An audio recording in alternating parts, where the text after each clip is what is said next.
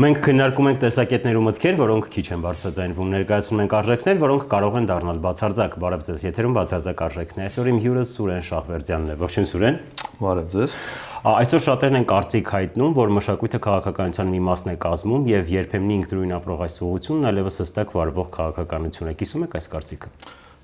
Ինչու՞ միայն այսօր։ Կարծում եմ միշտ էլ այդպես է եղել եւ մեկը առանց մյուսի գոյություն ունենալ չի կարող, այսինքն փոխկապակցված է դա եւ դա նորմալ է։ Ուրիշ բան է, որ լավ քաղաքականություն է վարվում, թե վատ։ Սա հարցի երկրորդ կողմն է, երկրորդ երեսն է։ Եթե կուզեք ճակերտները բացել, բացենք։ Ես կարծում եմ, որ մենք լուրջ խնդիրներ ունենք մշակույթի բնագավառում, մեր երկիրը ավելի ներկայանալի դարձնելու, ավելի հետաքրքիր,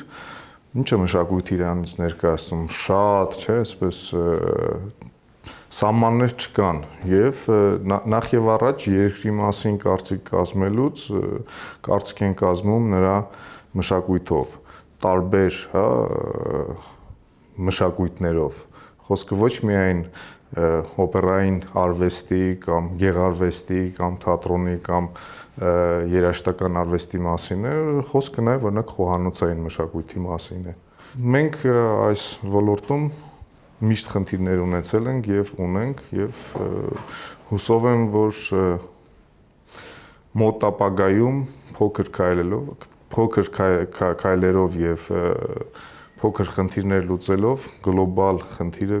կարողանանք լուծել։ Սուրեն, խոսելով խնդիրներից ինձ մոտ հարց առաջացավ, եւս մի խնդիր էր ձեզ համար նախկին մշակույթի նախարարի հետ ունեցած ձեր հարաբերությունները, խոսքը Հասմիկ Պողոսյանի մասին է։ Ինչը ձեզ չէր գոհացնում եւ որն էր ձեր վրդովմունքի հիմնական պատճառը։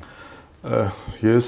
Հասմիկ Պողոսյանից այսօր այլևս չեմ ցանկանում խոսել, բոլորը գիտեն որն էր խնդիրները եւ Փառք Աստծո, որ փոփոխություն տեղի ունեցավ եւ մեծ հույսեր եմ կապում ներկայիս մշակույթի նախարարի հետ, որ փոփոխություններ կլինեն։ Նրա մշակույթը ինձ դուր չէր գալիս։ Սուրեն, խոսելով ներկայիս մշակույթի նախարարի մասին, այժմ արդեն Արմեն Ամիրյանն է Հայաստանի Հանրապետության մշակույթի նախարարը, ով փորձում է կարծես բարեփոխումներ իրականացնել։ Դրական տեղաշարժեր նկատում եք։ Այո, առաջին դրական տեղաշարժը ես տեսնում եմ, որ Արմեն Ամիրյանը շատ ակտիվ է եւ թափանցիկ, այսինքն նրա ինչ որ միտեղ գտնվելը, նրա ինչ որ մի միտք արտահայտելը միանգամից կայքերում հայտնվում է եւ նույնիսկ իր էջում ես հետևում եմ իր էջին եւ այսպես զգացվում է, որ մարդը բավականին ակտիվ է եւ լինում է գրեթե բոլոր մշակութային միջոցառումներին եւ փորձում է հասկանալ խնդիրները եւ լուծումներ տալ։ Իհարկե ես այսօր դեռ հստակ քայլեր չեմ տեսնում, բայց մոտ ապագայում վստահ եմ, որ Արմեն Ամիրյանը քայլեր կանի։ Իսկն հույսով եք ուղղակի։ Այո։ Վստահ եմ, ոչ, վստահ եմ։ Եվ եթե չանի, ես ասեմ, ինձ համար անձը կարևոր չէ, ով է։ Այսինքն կարևոր է, բայց նրա քայլերն են, հա, որովհետև միգուցե Հասմիկ Պողոսյանը մինչև մշակույթի նախարար լինելը շատ հիանալի մարդ էր, կին էր եւ մտածում էր, որ կարողանա ինչ-որ բաներ անել, բայց երբ որ հայտնվեց մշակույթի ղեկին կոպիտ ասած, ոչինչ էլ չարեց, արեց դվատը։ Իսկն ըստ աշխատանքների է գնահատում մարդկանց։ Այո։ Սուրեն, ձեզ մոտ կարծիք չէր, որ դուք սեփական երկրում ձեզ համար ստեղծել եք մի դաշտ, որից չէիք ցանկանում դուրս գալ, նույնիսկ հասկանալով, որ փոխելով դաշտը կարող եք փոխել նաև հաջողության անիվը։ Ինչի մասն է խոսքը, ստեղծել եք մի դաշտ։ Այսինքն դուք նույն մշակույթի նախարար Հասմիկ Պողոսյանի ժամանակ անում եք արտահայտություններ, որոնք հաստատ դուր չէին գալիս նրան, եւ դա չէր ազդում ձեր գործունեության վրա։ Իհարկե ազդում էր իմ գործունեության վրա, այդպես էլ պետք է լիներ միանշանակ, բայց ես իմ խղճի առջև համենայն դեպս մաքուր էի, որովհետև չէի լռում շատերի պես եւ այսպես գործ ունենք, թող մեզ տաք է, մեզ հարմար է, մեզ լավ է, ինչ ուզում է անել, բայց երևույթներ են տեղի ունենում, որոնց մասին լռելը ուղղակի անբարոյականություն էր։ Եվ դա էր պատճառը, որ ես անընդհատ խոսում էի եւ կարծում եմ շատերը ինձ հետ համաձայն են, ուղղակի լռում են եւ շատերն էլ արտահայտվում էին, ոչ միայն ես, այլ մարդիկ կային, որոնք նրանք էլ համաձայն չէին այն քաղաքականության հետ, որը վարվում էր։ Բայց չէ՞ որ դուք եւս լռելով կարող եք գրանցել նաեւ մեծ հաջողություններ սեփական երկրում, ոչ միայն արտասահմանում։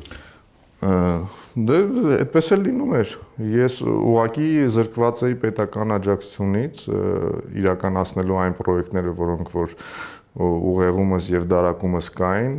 եւ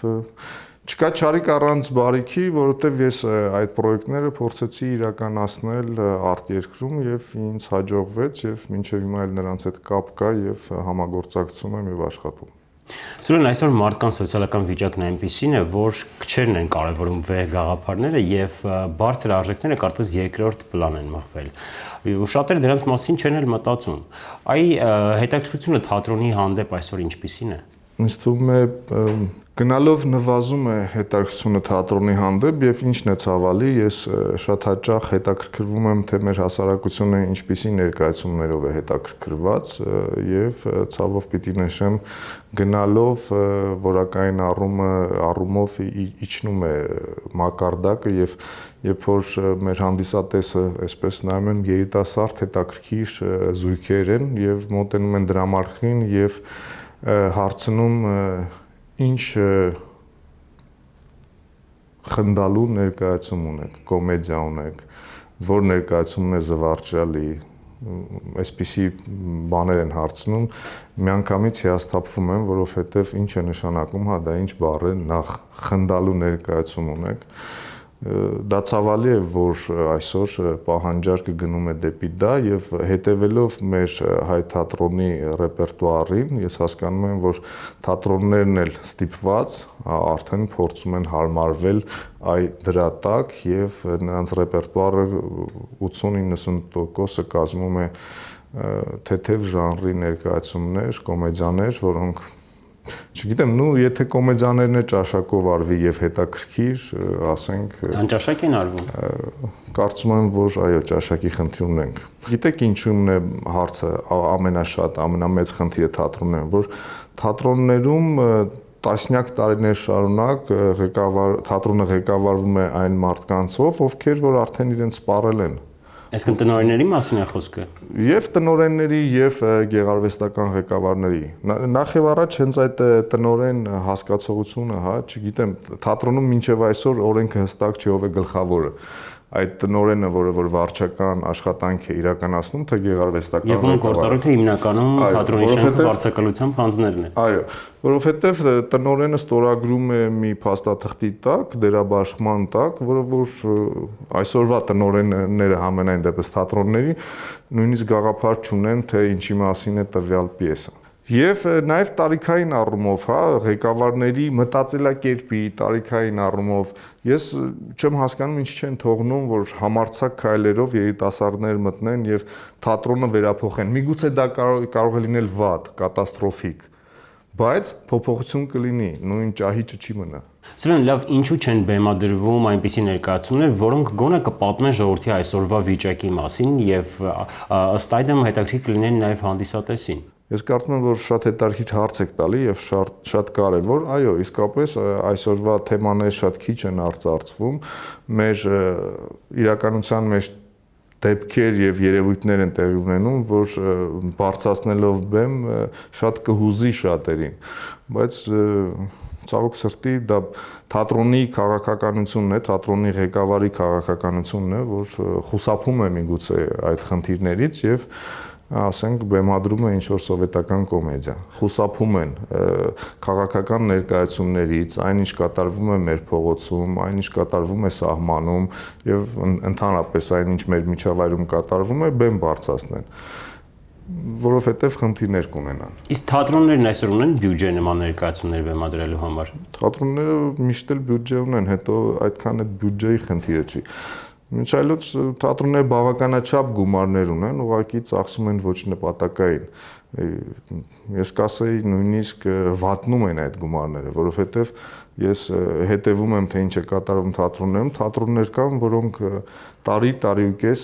ներկայացում են բեմադրում, ասենք դա անընդունելի է, հա, մի ներկայացումը բեմադրել։ Ես այսօր համաշխարհային փորձը ցույց է տալիս, որ 1 ամիս ամենամասշտաբային ներկայացումը, լավ, ամիս ու կես, դրանից ավել ժամանակ վատնել այդ ներկայացումը բեմադրելու վրա, ուղղակի անթույլատրելի է, որովհետև դու զբաղեցնում ես շենքը, օգտագործում ես ռեսուրսները, մարդկանց եւ այլն եւ անում ես ինչ-որ անհեթեթ երկար ժամանակահատվածում ինչ-որ մի ներկայացում։ Այսօր դեռ հույս կա, որ հանդիսատեսի հետաքրքրությունը կվերականգնվի թատրոնի նկատմամբ։ Ամեն պահին դա կարող է տեղի ունենալ։ Ինչը պետք է նպաստի, 15 տարի այս ոլորտում եք, ինչն է այսօր պակասում թատրոնին։ Ճիշտ մենեջմենտը։ Երբ որ թատրոնում հայտնվեն պրոդյուսերներ, որոնք որ սիրում են թատրոնը եւ որոնք որ հասկանում են ինչ է հարկավոր անել, որպեսզի թատրոնը բարձրանա եւ թատրոնի ներկայացումը պահանջարկ ունենա, միանշանակ խնդիրը կլուծվի։ Մենք այսօր ունենք անտերպրիզային ներկայացումներ, ոչ խաղացանկային ներկայացումներ, որոնք պահանջարկ ունեն եւ շատ լավ գովազդվում են եւ դժվար է գտնել այդ ներկայացումների համար տոմս։ Իհարկե այլ խնդիր է նրանց որակական եւ ճաշակի հարցը, բայց որ վաճառվում է, միանշանակ կան այդպիսի ներկայացումներ եւ նկատենք ոչ ռեպերտուարային թատրոնում։ Խոսքը ձեր ներկայացումների մասին է։ Ոչ միայն իմ ներկայացումները, այո, ես ունեմ ներկայացում, որը ոչ ռեպերտուարային է, անտերպրիզային ներկայացում է եւ փառք Աստծո մինչեւ այսօր 40-50 անգամ խաղացվել է, դրամարկղից այդ ներկայացումը վաճառվում է, բայց խոսքը ոչ միայն դրա մասին է, այլ ավելի մեծ մասշտաբային ներկայացումներ կան, որտեղ զբաղված են մեր սիրված եւ հայտնի դերասանները եւ այդ ներկայացումները վստահաբար վաճառվում են, ինչքան էլ դրվեն վաճառվել։ Ո՞վ է ձեր հանդիսատեսը։ Իմ հանդիսատեսը սպეციფიկ հանդիսատես է։ Ինչպիսին է նա։ Այն հանդիսատեսը, ով իմ հանդիսատեսն է, դա Հայաստանի ապագան է։ Երիտասարդներ, այսինքն նրանք, ովքեր մնում են մինչև ներկայացման վերջը, եւ ես գոհ եմ, որ հեռացողներ չեն լինում։ Դա մի փոքրականակ, հա, ոչ մի տարիքային այսպես սանդղակը կապ չունի, բայց մարդիկ, ովքեր ցանկանում են գալ ինչ-որ բան տեսնել, մտածել, խորհել, իմիջիայլոց իմ ներկայացումները շատ հաճախ ունեն ֆորմատ, որտեղ ներկայացումից հետո ներկայացումը քննարկվում է եւ այն խնդիրը, որը բարձրացվում է ներկայացման մեջ, դրա շուրջ խոսակցություն է տեղի ունենում։ Իմ ներկայացումները, ցավոք սրտի, այն ներկայացումները, որոնք կարելի է անվանել արտխաուսային ներկայացումներ, այսինքն ներկայացումներ, որոնք բազում թատերական միջազգային փառատոների են մասնակցել եւ բեմադրվել են մի փոքր ավելի վաղ, երբ որ ես կարողանում էի պետական թատրոնում ներկայացում բեմադրել, այսօր չկան այս պահին։ Բայց հուսով եմ, որ մոտ ապագայում կլինեն։ Հետո տարբեր են իմ ներկայացումները նաև Ռումինիայում են այսօր խաղացվում, ամիսը 1-2 անգամ, այնտեղ տարբեր է, այստեղ տարբեր է, այնտեղ իսկապես արտխաուսային ներկայացումներ են, ասենք Շեքսպիրի Օթելլո։ Իսկ այստեղ մի փոքր, քանի որ անտերպրիզային դաշտում է այս պահին իմ ներկայացումը եւ մոտ ապագայում երկրորդ ներկայացումն է հենց այդ ոճով եւ նույնպես անտերպրիզային թատրոն է, ուրիշ է։ Իհարկե ավելի նախընտրելի է այն, ինչը Ռումինիայում է, այսինքն դասական ստեղծագործություններ, նորովի մոտեցում եւ մի փոքր այլ թատրոն։ Եթե այսօր դու քո մեջքին պետական հովանավորություն չունես, իսկ դուք ունեք աջակցություն այսօր։ Այս պահին ոչ, բայց ինչն է պատճառը։ Դե պատճառը այս անցումային շրջանն էր, որ թատրոնները առանձնապես այսինքն իմ դիրքորոշումն էր այդպեսին, բայց մշակույթի ոլորտում ներկա փոփոխության հետ կապված ես վստահաբար 17 թվականին կառաջարկեմ բեմադրել այս կամ այն թատրոնում, որից է ներկայացում, ռեպերտուարային ներկայացում, որը որ իսկապես կլինի այն ամեն ինչ կուտակվել է իմ ներսում, ես կփորձեմ ներկայացնել եւ կլինի այն, ինչը որ օրինաչափ է։ Այսինքն կյանքում մտածող ու պայքարող մարդ եք դուք։ Ինչի համար եք պայքարում կյանքում։ Ինչի համար եմ պայքարում։ Նախ եւ առաջ պայքարում եմ իմ ոլորտում, իմ երկրում ինչ որ մի բան դեպի լավը փոխելու համար։ Շատ պրիմիտիվ բաների համար եմ օրինակ պայքարում։ Կարող է ծիծաղելի թվալ, բայց կարող եմ պայքարել երթուղային տաքսուց ինչ որ մեկը ինչ որ մի բան գցի ասֆալտին, ես այդտեղ կանգնեմ, վերցնեմ եւ վերադարձնեմ։ Պայքարում եմ գեղեցիկ լինելու համար, մեր երկիրը, մեր երկրագունդը գեղեցիկ դարձնելու համար։ Ստացվում է։ Կարծում եմ ստացվում է։ Եթե մենք բոլորս փորձենք պայքարել ինչ որ մի բան տեղաշարժելու համար, մի փոքր դեպի լավը, մեր պայքարը կստացվի, եթե մենք բոլորս մտածենք։ Մենք հաճախ խնդիր ունենք եւ ասում ենք, որ մեր կառավարությունն է մեղավոր, մեր ղեկավարներն են մեղավոր, իհարկե նրանք էլ են մեղավոր, բայց յուրաքանչյուրս ամեն մեկս ենք մեղավոր։ Մենք ապրում ենք այսպիսի Հայաստանում, որովհետեւ մենք անտարբեր ենք։ Եթե բոլորը պատասխանատվություն վերցնեն, սկսած իրենք իրենցից, իրենց երեխայից, մենք շատ արագ քայլերով կփոխենք մեր երկիրը։ Եթե մենք միշտ մեղքը գցենք, որ ես չեմ մեղավոր, այլ իմ դիմացինն է մեղավոր, մենք ոչ մի բանի չենք հասնի։ Սա ինձ թվում է ձեր համբերությունն անսահման է։ Դուք համբերության բաժակասված ունեք ձեր մեջ եւ որ փուլում է նա։ Ռեժիսորը պետք է ունենա այդ հատկությունը։ Եթե չունենա, նրա համար շատ դժվար կլինի, չէ, վստահաբար ունեմ եւ չեմ բողոքում։ Ես իմ գործունեությամբ համենայն դեպս տեսնում եմ, որ կարողանում եմ ինչ-որ մի բան շարժել, ինչ-որ մի բան փոխել։ Այն պահին, երբ որ զգամ, որ անկարող եմ, գոնե ինչ-որ մի փոքր խնդրի շուրջ, այդ պահին հա իմ համբերության բաժակը կլցվի։ Միշտ կոչ եմ արել բոլորին, որ անտարբերությունը ամենասարսափելի բանն է, յուրաքանչյուր խնդրի շուրջ։ Հենց նոր ազատության պողոտայով իջնում էի, մոտարապես 1-2 տարի առաջ ես զգացի, որ այնտեղ 4 ծառ կա, որոնք որ չորանում են, իրար կողքի գտնվող ծառեր։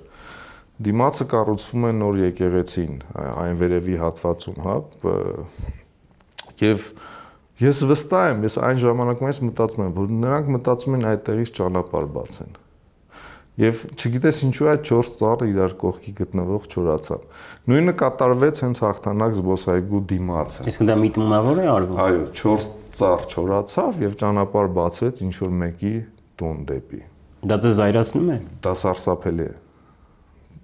Այդ մարդիկ, որոնք դա անում են, չեն հասկանում, որ այդ հողի էներգիան, այդ ծառը, որը որ դարեր շարունակ այդտեղ աճել է, այդ էներգիան, որը տարածել է, իրենց կյանքի վրա է ազդելու, իրենց երեխաների, թոռների։ Եթե մարդիկ գիտակցեն, որ չի կարելի մեր բնությունը փչացնել, չի կարելի ծառ կտրել ընդհանրապես։ Մեր քաղաքը մենք անընդհատ երգում ենք մեր վարդագույն Երևանը, մեր կանաչ Երևանը, մի հատ նայեք վերևից մեր Երևանը։ Բետոնի, ասֆալտի Երևան է, որտեղ որ կանաչ չկա, գնալով պակասում է։ Կյանքում կան արժեքներ, որոնք ժամանակի ընթացքում վերարժևորվում ու դառնում են բացարձակ։ Ինչն է ձեզ համար բացարձակ արժեք։ Սերը իսկապես բացարձակ արժեք է եւ սերը դրթող ուժ է, որպեսզի մարդ ել ավելի փոխվի դեպի լավը, դեպի կատարյալը եւ սերը այսպես շատ մեծ եւ լայն հասկացողություն է։ Սերը դեպի աշխատանքը, եթե մեր հանդիպումը այսօր սիրով է, ինքը վստահաբար կստացվի։ Այն ինչ կատարվում է եւ ծնվում է տեղի ունենում սիրով, դա միանշանակ կայանալու է եւ կայանալու է գեղեցիկ։ Սուրեն, ես շնորհակալություն եմ հայտնում հետաքրքիր զրույցի համար, իսկ ձեզ խոստանում որ կհանդիպենք հաջորդ շաբաթ մեր հաջորդ հյուրին ու նրա բացարձակ արժեքը բացահայտելու ակնկալիքով։